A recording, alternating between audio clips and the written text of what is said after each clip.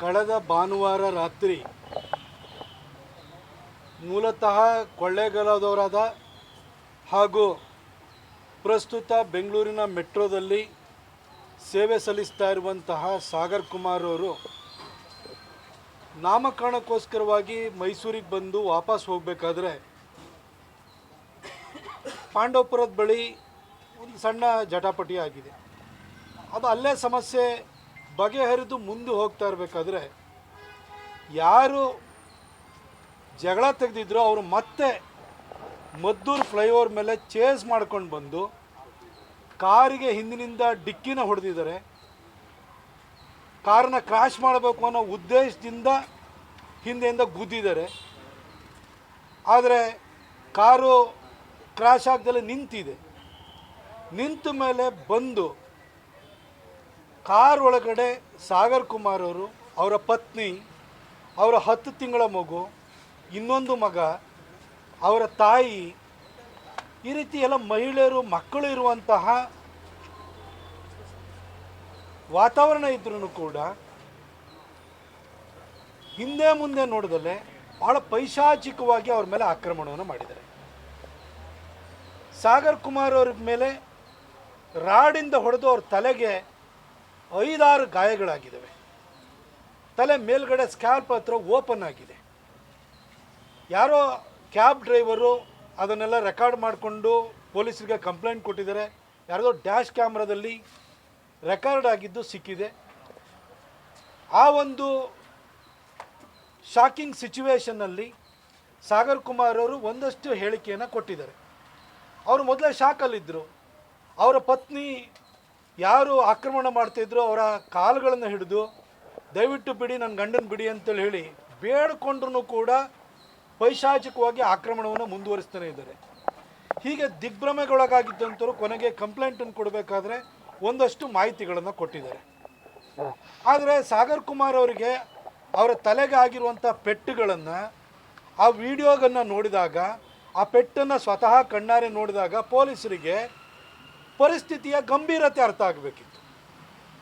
ಇದು ಪೆಟ್ಟಿ ಕೇಸ್ ಅಲ್ಲ, ಇದು ಅಟೆಂಪ್ಟ್ ಟು ಮರ್ಡರ್ ಕೇಸ್. ಇದು ಯಾಕಂದರೆ ಇಬ್ಬರು ಮಹಿಳೆಯರಿದ್ದಾರೆ, ಚಿಕ್ಕ ಮಕ್ಕಳಿದ್ದಾವೆ. ಅವ್ರ ಮೇಲೆ ಈ ರೀತಿ ಹಲ್ಲೆನ ಮಾಡಿದ್ದಾರೆ. ಕಾರನ್ನು ಮಧ್ಯದಲ್ಲಿ ಫ್ಲೈಓವರ್ ಮಧ್ಯದಲ್ಲಿ ನಿಲ್ಲಿಸಿದ್ದಾರೆ. ತಲೆಗೆ 5-6 ಗಾಯಗಳಾಗಿದ್ದಾವೆ. ಅದು ಡೀಪ್ ವೂಂಡ್ ಆಗಿದೆ. ಇದನ್ನೆಲ್ಲ ನೋಡಿದರೆ ಇದು ಸಣ್ಣ ಕ್ಷುಲ್ಲಕ ಕೇಸಲ್ಲ. ಇದು ಅಟೆಂಪ್ಟ್ ಟು ಮರ್ಡರ್ ಕೇಸ್ ಅನ್ನೋದು ಪೊಲೀಸರಿಗೆ, ಅವರಿಗೆ ಕಾಮನ್ ಸೆನ್ಸ್ ಇದ್ದ ಯಾವುದೇ ಪೊಲೀಸರಿಗೂ ಅರ್ಥ ಆಗುತ್ತೆ. ಆದರೂ ಅವರಿಗೆ ಏನೋ ಒಂದು ಪೆಟ್ಟಿ ಕೇಸ್ ಹಾಕಿ ಇವಾಗ ಅವರಿಗೆ ಬೇಲ್ ಕೊಟ್ಟು ಮನೆ ಕಳಿಸಿದ್ದಾರೆ.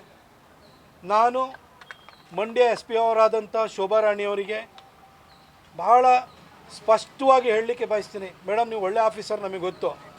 ಆದರೆ ಮಂಡ್ಯದಲ್ಲಿ ನಡೆದಿರುವಂಥ ಘಟನೆ ಬೆಂಗಳೂರು ಮೈಸೂರು ಹೈವೇನಲ್ಲಿ ಓಡಾಡೋರಿಗೆ ಒಂದು ರೀತಿ ಆತಂಕ ಸೃಷ್ಟಿ ಮಾಡಿದೆ. ಕಳೆದ ಒಂದು 10 ದಿನಗಳ ಹಿಂದಷ್ಟೇ ಮಂಡ್ಯದಲ್ಲಿ ಒಂದು ಹೋಟೆಲ್ ಬಳಿನಲ್ಲಿ ಫೈರ್ ಆಗಿದ್ದು ನಾವು ನೋಡಿದ್ದೀವಿ. ಅದು ಯಾವುದೋ ಜಾಲಿಗೆ ಫೈರ್ ಮಾಡಿದ್ದಾರೆ ಅಂತ ಹೇಳ್ಬಿಟ್ಟು ಅಲ್ಲೂ ಮುಚ್ಚಾಕಿ ಆಯಿತು. ಈಗ ಮದ್ದೂರಿನಲ್ಲಿ ಈ ಪ್ರಕರಣ ಸಂಭವಿಸಿದೆ. ಏನು ಮಾಡ್ತಾಯಿದ್ದೀರಿ ಮೇಡಮ್? ನೀವು ಕಣ್ಮುಚ್ಕೊಂಡಿದ್ದೀರಾ? ನಿಮ್ಮ ಡಿಪಾರ್ಟ್ಮೆಂಟವರು ಏನು ಮಾಡ್ತಾಯಿದ್ದಾರೆ? ನೀವು ಗಮನಿಸಬೇಕಲ್ವ ಇದನ್ನು. ನೀವು ಈ ರೀತಿ ಒಂದು ಮಾರಣಾಂತಿಕ ಹಲ್ಲೆ, ಅದು ಏನು ತಲೆಗೆ ಪೆಟ್ಟು ಬಿದ್ದಿರುವಂಥದ್ದು, ಇಷ್ಟಾಗಿಯೂ ಕೂಡ ಬೇಲ್ ಸಿಗುವಂಥ ಸೆಕ್ಷನ್ಗಳನ್ನ ಹಾಕಿದರೆ ಏನರ್ಥ ಮೇಡಮ್ ಇದು? ದಯವಿಟ್ಟು ತಕ್ಷಣಕ್ಕೆ ಕೋರ್ಟಿಂದ ಪರ್ಮಿಷನ್ ತೊಗೊಂಡು ಅಡಿಷನಲ್ FIRನ ಹಾಕಬೇಕು. ಇದನ್ನು ಅಟೆಂಪ್ಟ್ ಟು ಮರ್ಡರ್ ಕೇಸ್ ಹಾಕಬೇಕು. ಅವ್ರನ್ನ ಕೂಡಲೇ ಮತ್ತೆ ಅರೆಸ್ಟನ್ನು ಮಾಡಬೇಕು ನೀವು. ಇಲ್ಲಾಂದ್ರೆ ನಾವು ಸುಮ್ಮನೆ ಇದನ್ನು ಬಿಡಲ್ಲ. ನಾವು ಯಾರೇ ಆಗಲಿ, ಯಾರೇ ವ್ಯಕ್ತಿಗಳಾಗಲಿ ಪ್ರಯಾಣ ಮಾಡ್ತಿರ್ಬೇಕಾದ್ರೆ ಕಾರು ಎಲ್ಲ ಹೆಚ್ಚು ಕಡಿಮೆ ತಾಗುತ್ತೆ, ಸಣ್ಣ ಪುಟ್ಟ ಡಿಕ್ಕಿಗಳಾಗುತ್ತೆ, ಒಂದು ಎಲ್ಲೋ ರಬ್ ಮಾಡ್ಕೊಂಡು ಹೋಗ್ಬೋದು. ಆದರೆ ನಿಮಗೆ ಇನ್ಶೂರೆನ್ಸ್ ಕಂಪ್ನಿಗಳಿದಾವ್ರಿ, ಬಂಪರ್ ಟು ಬಂಪರ್ ಇನ್ಶೂರೆನ್ಸ್ ಕೊಟ್ಟಿರ್ತಾರೆ. ನಿಮ್ಮ ಕಾರಿಗೆ ಗುದ್ದು ಅಂತ ತಿಳ್ಕೊಳ್ಳೆ ನೀವು ಹೊಡೆದು ಯಾರನ್ನ ಬೇಕಾದ್ರೆ ಸಾಯಿಸೋದಕ್ಕೆ ಪರ್ಮಿಷನ್ ಕೊಟ್ಟಿದ್ದಾರೆ? ಕಾನೂನಲ್ಲಿ ಇದಕ್ಕೆ ಅವಕಾಶ ಇದೆಯಾ? ನಾನು ಇಡೀ ಕರ್ನಾಟಕದ ಮಹಾಜನತೆಗೆ ಹೇಳಲಿಕ್ಕೆ ಬಯಸ್ತೀನಿ, ನಿಮ್ಮ ಕಾರಿಗೆ ನೀವೇ ಯಾರಿಗೂ ಗುದ್ಬೋದು, ನಿಮ್ಮ ಕಾರಿಗೆ ಯಾರಾದರೂ ಗುದ್ಬೋದು. ಆದರೆ ರೋಡ್ ರೇಜ್ ಅಂತ ಹೇಳ್ತೀವಲ್ಲ, ಇಲ್ಲಿ ಬೀದಿ ರಂಪ ಮಾಡಿ ಹೋಗಿ ಹೊಡೆಯೋದು, ನನ್ನ ಕಾರಿಗೆ ಬಂದು ಗುದ್ದೆ ಅಂತ ಹೊಡೆಯೋದಕ್ಕೆ ನೀವು ಯಾರ್ರೀ? ನಡೆಯುವಂಥ ಕಾಲುಗಳು ಯಾವ ರೀತಿ ಎಡಗುತ್ತೋ ಡ್ರೈವ್ ಮಾಡ್ತಿರ್ಬೇಕಾದ್ರೆ ಒಂದೊಂದು ಸರಿ ಅಚಾತುರ್ಯಗಳು ಆಗ್ತವೆ, ಆಕ್ಸಿಡೆಂಟ್ಗಳು ಆಗ್ತವೆ. ಆದರೆ ಇನ್ಶೂರೆನ್ಸ್ ಕ್ಲೈಮ್ ಮಾಡಿ, ಕಂಪ್ಲೇಂಟ್ ಕೊಡಿ.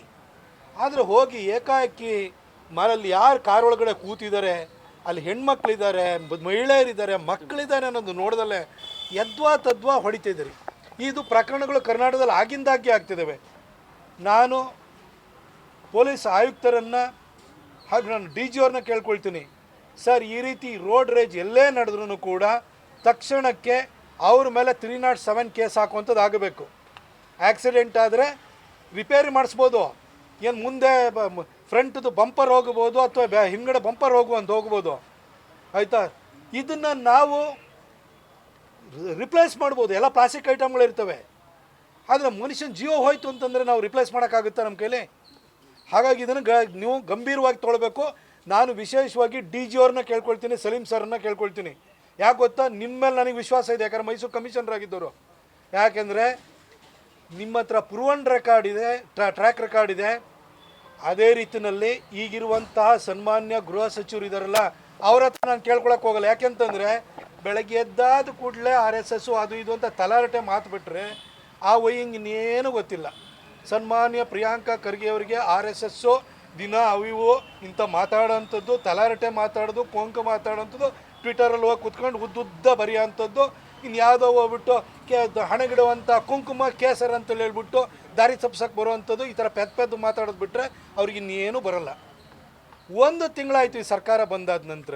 ಒಬ್ಬ ಗೃಹ ಸಚಿವರಾಗಿದ್ದರು ಇಲ್ಲೇ ಗುಂಡು ಹಾರಿಸುವಂಥ ಪ್ರಕರಣ ಆಗುತ್ತೆ, ಈ ಥರ ರೋಡ್ ರೇಜ್ ಪ್ರಕರಣ ಆಗಿದೆ. ಕಾನೂನು ಸುವ್ಯವಸ್ಥೆ ಬಗ್ಗೆ ಒಂದು ದಿನವೂ ಮಾತಾಡಲಿಲ್ಲ.